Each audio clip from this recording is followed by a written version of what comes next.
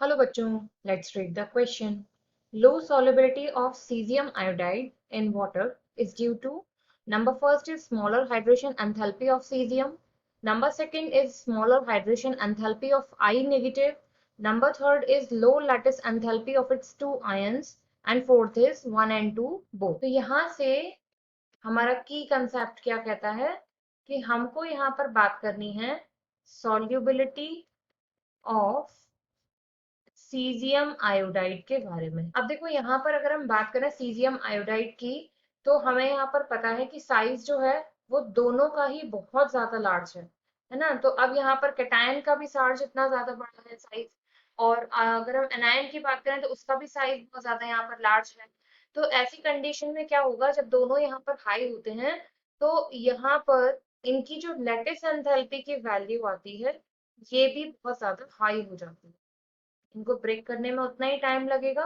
और एक चीज हम जानते हैं कि ये जो लैटिस एंथैल्पी है ये सॉल्युबिलिटी के इनवर्सली प्रोपोर्शनल होती है।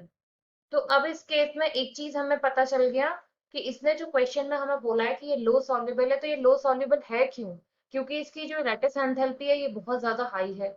सिमिलरली अगर मैं यहाँ इनकी हाइड्रेशन एंथैल्पी के बारे में बात करूं, तो देखो ये जो हाइड्रेशन एंथैल्पी है ये डिपेंड करती है चार्ज बाय साइज रेशियो के। तो चार्ज बाय साइज के अकॉर्डिंग अगर हम बात करें, चार्ज तो दोनों का बैलेंस हो जाएगा। साइज की अगर हम बात करें तो साइज बहुत ज्यादा बड़ा है कैटायन का भी और एनायन का भी।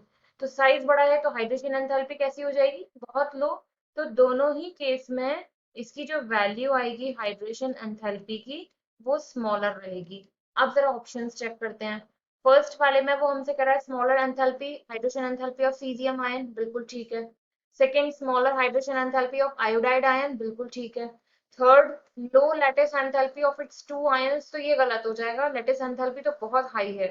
इसके बाद फोर्थ की बात करें 1 एंड 2 बोथ, तो बिल्कुल ठीक है। तो आपका आंसर यहाँ से फाइनल हो जाता है fourth one. I hope you understood well. Thank you.